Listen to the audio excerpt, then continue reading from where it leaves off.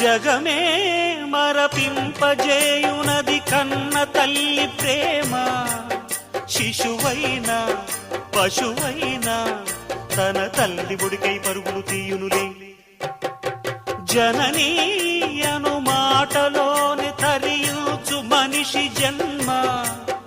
ఇలనైనా గలనైనా ఆ అమ్మ రుణమే ఎన్నడు తీరదులే.